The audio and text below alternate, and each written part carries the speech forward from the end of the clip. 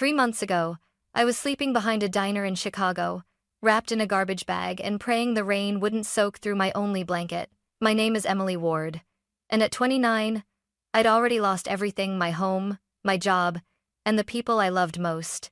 My husband Ethan ran off with my sister Claire, and together they stole not just my career, but my entire life. I thought I'd hit rock bottom the day I started digging through dumpsters for food, but I was wrong. The night I walked into Street Mercy Shelter, I just wanted a warm bed and a meal. Instead, the intake worker froze when she saw my ID. Her hands began to tremble. "Your name is Emily Ward?" she whispered. When I nodded, she locked the door, pulled down the blinds, and said the words that shattered everything I thought I knew. "We've been searching for you for 25 years. I used to think life had a rhythm you could trust, work hard, love honestly, and the universe would reward you with peace.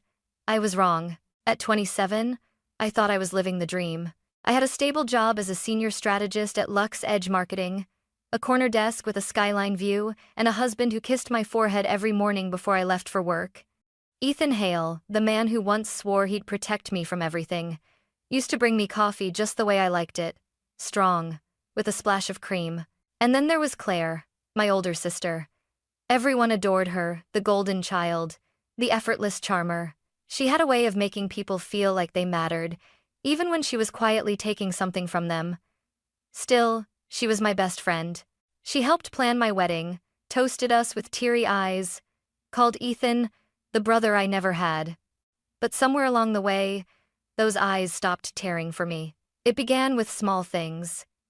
Ethan started coming home later, smelling faintly of Claire's citrus perfume. She stopped by our apartment more often, sometimes to drop off wine, sometimes to help with Ethan's tech issues.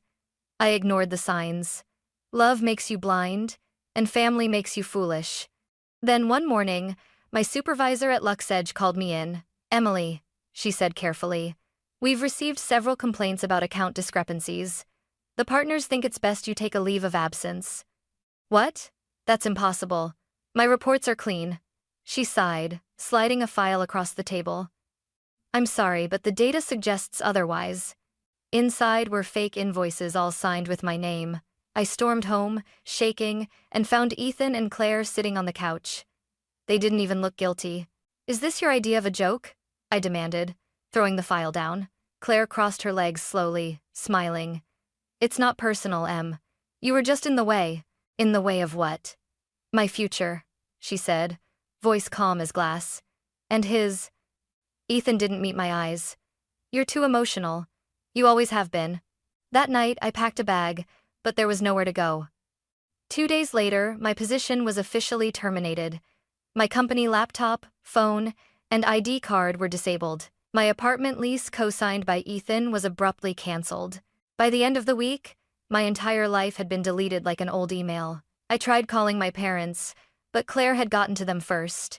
"Emily's struggling," she must have said. "She's unstable." Because when I finally did get Mom on the phone, her voice was strained and distant. "Sweetheart, maybe it's best you take some time to get help." Help. That word echoed in my head for weeks until I had nothing left but the cold, the silence, and the question that would haunt me later. Who was I, really, before they took everything? The first night I slept in my car, I told myself it was temporary. I still had my resume, my degree, and enough pride to believe I could rebuild. But reality doesn't care about pride or resumes. The second week, my car battery died. I sat there in the dark, watching frost crawl across the windshield, and realized that no one was coming to save me. I pawned my engagement ring for $80. It bought 2 days in a cheap motel and a handful of meals from gas stations. When the money ran out, I started walking from one shelter to another, pretending I was just between apartments, pretending I wasn't terrified. People think homelessness is loud, shouting, sirens, chaos, but it's not. It's quiet. It's the sound of being invisible. You learn to stop making eye contact, because people only see what they're comfortable seeing. A homeless woman in her 20s? Too messy for sympathy. Too young for pity. One night, I was standing outside a grocery store when someone called my name. "Emily?" I turned and froze. It was Mrs. Patterson, a former client from LuxEdge. "Oh, dear," she said softly, eyes darting to my torn coat. I heard what happened. You poor thing. Her smile faltered, and she stepped back, clutching her shopping bag like a shield. That was the moment I learned there's something worse than hunger shame. By January, I'd lost 20 pounds and most of my hope. I kept a notebook from my old office job. I'd flip through it at night, tracing my handwriting, trying to remember the woman who used to sign contracts and lead meetings. She felt like a ghost. Then came the snowstorm. The temperature dropped to 14 degrees, and my car had long since been towed. I tried to sleep under an awning behind a diner, using trash bags for warmth. I remember thinking, if I close my eyes, maybe I just won't wake up. A voice woke me instead. You'll die out here, sweetheart. It was an older woman in a red coat, Sister Marianne, a volunteer from Street Mercy Shelter. She handed me a cup of coffee and a card. Go there. They'll take you in, no questions asked. I stared at the card for a long time that night. Street Mercy Shelter, 1432 Jefferson Street. The name sounded like a joke. Mercy wasn't something I believed in anymore. But when I woke the next morning, my fingers were blue from the cold, and my body was shaking uncontrollably. I didn't have the strength to argue with fate, so I started walking. 4 miles through dirty snow, my boots soaked, my breath fogging like smoke. Every step felt like dragging a corpse my own. When I finally saw the faded red sign that said, St. Mercy Shelter, I thought I'd reached the end of my story. But really, it was just the beginning. The shelter smelled like bleach and old coffee, a mix of safety and desperation. I stood in a line of strangers clutching plastic bags, waiting for my turn to sign in. The walls were painted pale yellow, but under the flickering fluorescent lights, everything looked gray. When it was finally my turn, the woman at the desk smiled automatically. Her name tag read, Joyce Mallory, Intake Supervisor. Name? She asked, her voice professional but kind. Emily Ward, I said, handing her my ID. Her fingers froze mid-type. The smile faded. She looked at the screen, then at me, then back again like she was trying to solve a puzzle she didn't want to finish. Date of birth? April 9th, 1996. Her pupils dilated. And place of birth? Portland, Oregon. She swallowed hard, then whispered, Could you wait here a moment? Before I could respond, she stood so abruptly her chair slammed against the wall. She hurried to a back office, leaving me alone with the sound of the humming computer and murmurs from the other residents. Someone behind me joked, Guess she found your secret file, huh? I tried to smile, but my heart was hammering. Then I heard the sharp click of a lock. The door to the lobby had been bolted from the inside.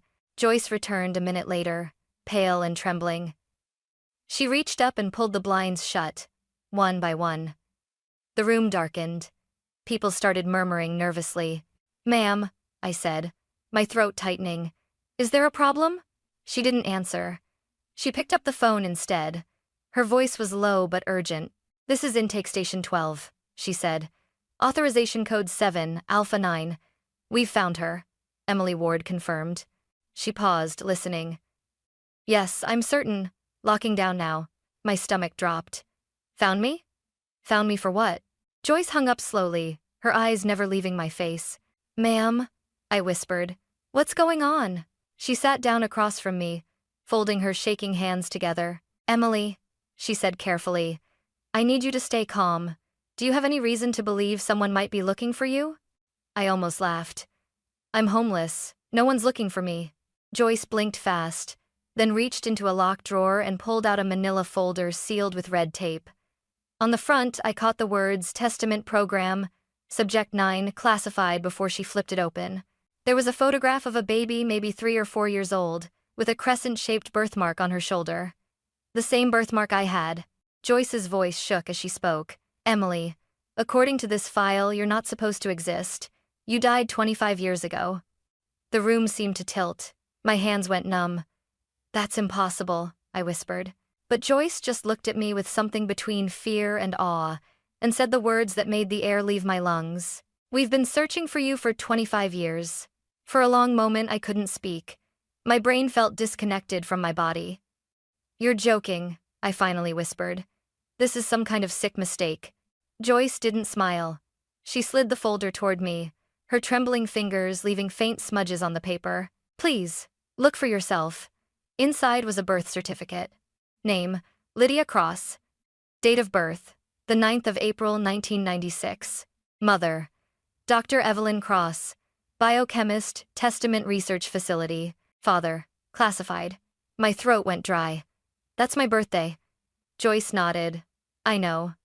She turned another page, a photo of a toddler with a crescent birthmark on her left shoulder. My shoulder. My birthmark. I slammed the folder shut.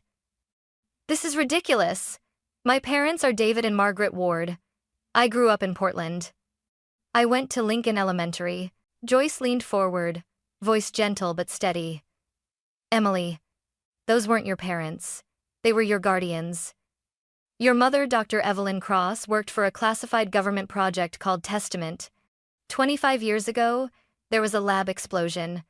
2 confirmed dead, 1 child missing. That child was you. I stood up, shaking my head.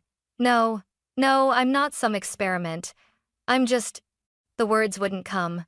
Joyce reached across the table and pressed something into my hand, a silver locket. Inside was a tiny photo. A young woman in a lab coat, dark hair tied back, smiling down at a baby with my eyes. She left this behind, Joyce said softly. It was found in the ruins of the lab. I felt dizzy, the walls closing in. You're saying my whole life? My name? My parents? My memories? Are lies? Joyce's eyes filled with tears. Not lies. Protections. I sank back into the chair, my pulse thrumming in my ears. Why me? What was she protecting me from? Before Joyce could answer, her phone buzzed. She answered, her face tightening. Understood, she whispered, then hung up. They're on their way, she said. Federal agents. 2 teams, 1 official, 1 not. Some want to protect you. Others. She didn't finish. A chill ran through me.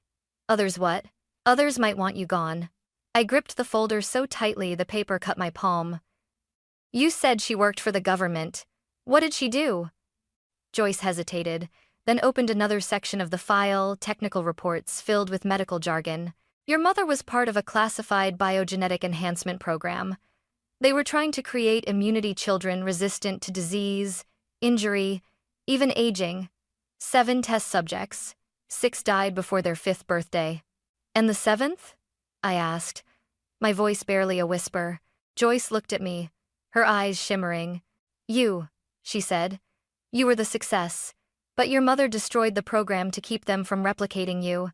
She faked your death and hid you with the wards. I stared at her, the weight of it all pressing down until I could barely breathe. My name, my life, everything, just a cover story. And somewhere out there, the people who once created me had finally found me again. Joyce flipped another page of the folder, revealing a series of old black and white photographs, sterile rooms, chrome tables, infants in incubators marked with numbers instead of names. I felt my stomach twist.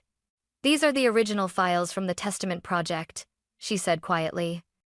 Your mother, Dr. Evelyn Cross, was one of its lead scientists. She believed she was creating a cure for genetic diseases, designing stronger immune systems, faster healing, better resistance to toxins. Her voice softened. But when she discovered the project was being sold to private defense contractors, she panicked.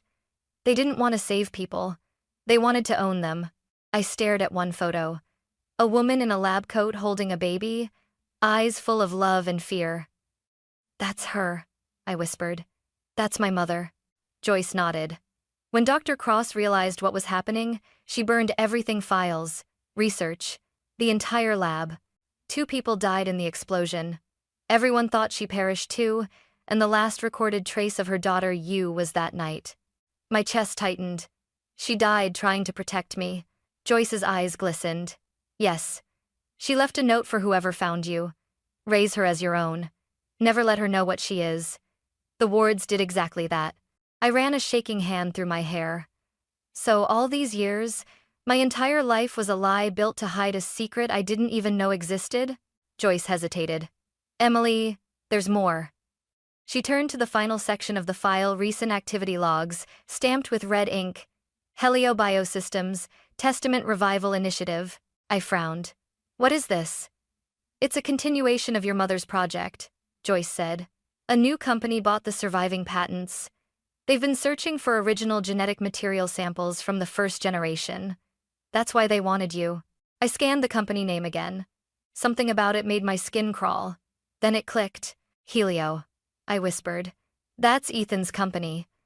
Joyce looked startled. Your husband? Ex-husband, I corrected bitterly. He works under his father, Richard Hale. He said they did tech and biomedical logistics. Joyce's expression darkened. Richard Hale was one of the investors in the original Testament project. He's been looking for Dr. Cross's research for decades. The realization hit like a thunderclap.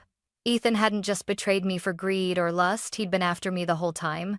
All those coincidences, my firing, the stolen files, the fake accusations. It wasn't about destroying my reputation. It was about eliminating my cover. I slammed my hand on the table. So they set me up, drove me out to flush me into the open. Joyce nodded grimly. And they succeeded. A cold fury rose inside me, sharper than fear. Where are they now? Before she could answer, headlights cut through the window blinds, 3 black SUVs pulling up outside the shelter. Joyce's voice dropped to a whisper. Emily, listen to me. They've found you. My blood ran cold. Who? Joyce met my eyes, her voice trembling. Your husband, your sister, and the man who built the world that destroyed your mother. The shelter lights flickered as engines roared outside. Tires screeched against wet asphalt. Joyce rushed to the window and peeked through the blinds, her face turned pale. They're here, she whispered. I followed her gaze. 3 SUVs had pulled up in front of the building. Black suits stepped out first, men with earpieces and the kind of calm that comes from being armed. And then I saw them. Ethan. Claire. And behind them, an older man I recognized from a framed photo that used to sit on our mantel. Richard Hale, Ethan's father, founder of Helio Biosystems. My stomach twisted. They came themselves? Joyce nodded, backing away. They don't trust anyone else with you. The front door burst open, the air filled with the smell of cold rain and gunmetal. Ethan stepped inside first. His smile practiced the same one he'd worn when he told me he loved me. Emily, he said softly, like we were meeting at home. You've caused quite the stir. I stared at him. You destroyed my life, he chuckled. Your life was borrowed, sweetheart. We're just taking back what's ours. Joyce moved in front of me. She's under federal protection now. You need to leave. Ethan's gaze slid to her, sharp as glass. This is above your clearance level, ma'am. Richard Hale entered, tall, silver-haired, every inch the corporate king. He held up a file identical to mine. Dr. Evelyn Cross's legacy belongs to us. And so does the asset she left behind. I'm not an asset, I snapped. I'm a person. He smiled thinly. You're both. And we need you back where you belong. Claire stepped forward then, wearing my old coat, the one she'd borrowed years ago and never returned. Her eyes were unreadable. Don't make this harder than it has to be. Come with us. You'll be safe. I laughed bitterly. Safe? With you? You sold me out before you even knew who I was. Don't you get it? She said, her voice cracking. They were going to find you eventually. At least, this way we're on the winning side. Ethan reached into his pocket and produced a syringe filled with clear liquid. A sedative. Quick, painless. You'll wake up in a secure facility, surrounded by people who understand what you are. Joyce's voice trembled. She's not going anywhere with you. He smirked. And who's going to stop us? That's when the shout came from the hallway. FBI, step away from her. The world exploded into chaos. Agents poured in through the side door, black vests, drawn weapons, laser sights flashing across the room. Ethan spun around, gun in hand. Joyce grabbed my wrist and yanked me behind a desk as bullets cracked through the walls. Move! She shouted. We crawled toward the rear exit, glass raining from the windows. I could hear Ethan yelling over the gunfire. We need her alive! A bullet grazed my arm, a searing pain followed by warmth running down my sleeve. I bit back a scream. Joyce kicked open the back door, shoving me into the alley. Sirens wailed in the distance. A black SUV screeched to a halt in front of us. The driver's door swung open and a man stepped out tall, trench coat flapping in the wind, badge glinting. Director Mason Blackwood. Miss Ward, he barked. Get in. Joyce helped me climb into the back seat as Blackwood slammed the door and hit the gas. The tires squealed, launching us into the rain-slick streets. For a long moment, no one spoke. My arm throbbed, my heart pounded, and my brain felt like it was catching up to reality in fragments. Finally, I whispered, "What am I?" Blackwood's eyes met mine in the rearview mirror. "You're proof that Dr. Cross's experiment worked. Your cells regenerate 10 times faster than normal. You could cure diseases people have died from for centuries." I shook my head. "So, they wanted to own me, use me." "Yes," he said simply. "Helio Biosystems doesn't want to cure illness, they want to sell immortality." I stared out the window as we sped past the blurred glow of city lights. Rain streaked across the glass like tears. My mother died trying to stop them. "She succeeded for 25 years, Blackwood said. "Now it's your turn." The words hit deep, not a threat, not a command, but a choice. I pressed my bleeding arm against my chest and looked back at the road disappearing behind us at the shelter where everything I believed about myself had burned away. "I'm done running," I said quietly. Blackwood's eyes softened in the mirror. "Then you'd better be ready, Emily, because the war your mother started isn't over." And somewhere behind us, through the smoke and sirens, I could still hear Ethan shouting my name, not out of love, but fear, as the empire he'd built on lies began to crumble. For the next 72 hours, I lived like a ghost. Blackwood's team hid me in a safe house outside Chicago, a cold concrete box with bulletproof windows and government silence. My wound healed faster than anyone expected, the doctors whispered about. Accelerated tissue regeneration. I didn't care what they called it. I just wanted my life back. On the third night, Blackwood came in carrying 2 folders. He dropped them on the table, one labeled New Identity, the other Case File. Helio Biosystems. "You have a choice," he said. "You can disappear, new name, new country, never look back. Or you can help us finish what your mother started." I stared at the Helio file. Ethan, Claire, Richard, every face I hated, every betrayal I'd bled for, staring back at me in black ink. "What if I choose something else?" I asked quietly. Blackwood frowned. "What do you mean?" "Option 4, I said, echoing his own line from the file. "You said my mother fought to stop them. I'll finish it." He studied me for a long time before nodding once. "Then we make it official." 6 months later, Emily Ward was dead. The papers said I'd been shot during the Mercy Shelter incident. A closed casket funeral followed a few co-workers from Lux Edge, my parents, and even Claire, who clung to Ethan's arm and pretended to cry. They didn't know I was standing across the street, hidden under a black umbrella. When the casket was lowered, Claire pressed her face into Ethan's shoulder. He whispered something that made her laugh. I smiled grimly. The obituary described me as a bright young woman taken too soon. I wanted to believe that was true, that part of me really had died that night. Because the person who replaced her had a different name, a different purpose, and nothing left to lose. I became Alyssa Grant, a consultant in biomedical logistics, an identity crafted by Blackwood's division, complete with credentials, degrees, and a resume designed to seduce the corporate elite. 3 months later, Helio Biosystems hired me directly under Richard Hale himself. Helio's headquarters was everything I remembered about power. Glass, steel, and quiet fear. I moved through it like a ghost, smiling, shaking hands, listening. Ethan didn't recognize me. My hair was darker, my eyes disguised behind lenses, my voice tempered by control. But there was one moment, one flicker when his gaze lingered too long, and I saw a shadow of doubt. That doubt was enough. Within weeks, I had full access to Project Testament Revival.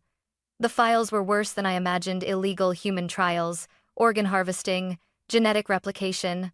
They weren't just trying to recreate me, they were trying to mass-produce me. Every night, I encrypted the data and sent copies to Blackwood's team.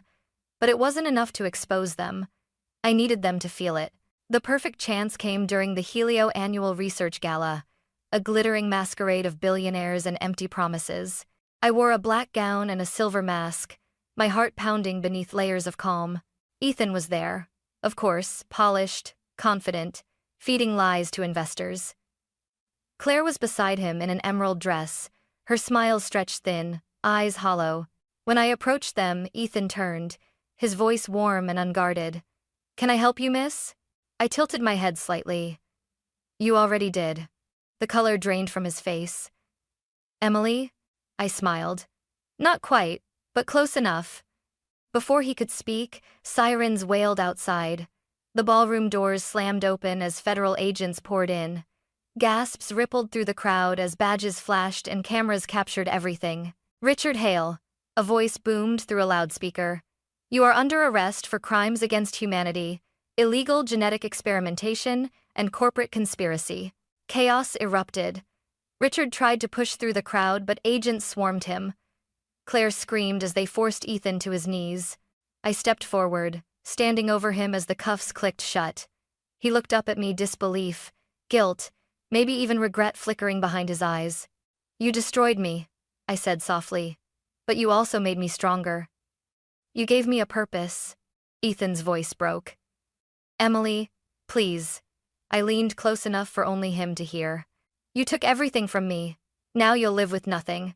Then I turned away, the sound of sirens swallowing his final plea. By midnight, Helio Biosystems was in ruins. The arrests made headlines worldwide. The government seized their assets, Blackwood's division declassified the evidence, and every survivor of the human trials received justice and treatment from the Restored Testament research, now run for healing, not profit. Standing in the rain outside the gala, I felt the first real breath of freedom in years. I wasn't Emily Ward, the betrayed wife. I wasn't Lydia Cross, the lost experiment. I was something new, and for the first time, the word revenge didn't taste like poison. It tasted like peace. The morning after the arrests, the headlines were everywhere. Helio Biosystems exposed. Billion-dollar genetic scandal unravels. Every major network replayed footage from the gala, Richard Hale being led away in handcuffs, Ethan's face pale and broken, and Claire clutching her purse like it could still buy her salvation. For the first time in years, I wasn't afraid to see my own name because it wasn't there. Emily Ward was dead, and Alyssa Grant didn't exist in any database. I was invisible and free. Blackwood's team debriefed me for days in a quiet facility far from the noise. He said Helio's downfall had set off a wave of reforms across the biotech world. Stricter ethics boards, whistleblower protections, a new division dedicated to regulating genetic enhancement. He didn't mention my mother, but I could feel her ghost in every victory. One afternoon, Blackwood came to see me. He placed a small silver box on the table. "What's this?" I asked. "Something we recovered from the original Testament site," he said. "Your mother's personal drive. It survived the fire." Inside was a simple USB drive and a folded note, yellowed and fragile. My hands trembled as I opened it. The handwriting was elegant, the ink faded. "If you are reading this, my Lydia, it means you lived. Forgive me for the lies, the danger, the fear. I could not save the world, but maybe you can. Do not let them use you. Do not let them turn life into property.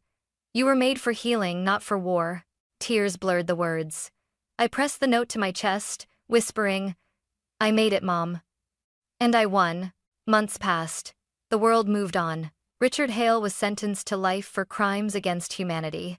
Ethan received 20 years for conspiracy and fraud. Claire, desperate and cornered, testified in exchange for immunity. The last I heard, she was living alone in a small apartment outside Milwaukee, waiting tables, a ghost of the woman who once stole my life. As for Joyce Mallory, she refused every interview and went back to her work at Street Mercy Shelter. The government awarded her a medal, but she never mentioned it. When I visited her one evening, she just smiled and said, "You were never lost, Emily. You were just waiting to be found." I left an envelope on her desk before I left a donation large enough to rebuild the shelter twice over, signed only, "For those who need a second chance." The Testament program was reborn not as a weapon, but as a global initiative for medical advancement. The technology that once nearly destroyed me now treated children with terminal genetic disorders, soldiers with neurological injuries, and patients who'd been told there was no hope. Every time I saw a news segment about a child cured of a disease once thought incurable, I felt my mother's presence. Her research had finally become what she'd intended it to be: mercy, not manipulation. Now, I live in the shadows again, not hiding, but watching. I travel between research facilities under the name Alyssa Grant, coordinating the ethical transport of experimental treatments. Some nights I still dream of the woman in the lab coat, smiling through smoke, handing me to safety. I don't know if I'll ever stop running entirely, but maybe I don't need to, because running led me here to truth, to purpose, to freedom. Sometimes, when I walk past Street Mercy Shelter, I stop at the door and listen to the voices inside. The laughter, the sobs, the second chances being handed out like blankets. And I remember the night I first walked in, soaked, hungry, broken, and the moment Joyce locked that door and said, "We've been searching for you for 25 years. I used to think that night destroyed me. Now I know it was the moment I was reborn. Final reflection. We spend our lives running from pain, but sometimes pain is the thing that shows us who we truly are. My name was Emily Ward. Before that, Lydia Cross. Now, it doesn't matter. What matters is this. I was never just a failed experiment. I was my mother's proof that hope can survive fire and become something unstoppable.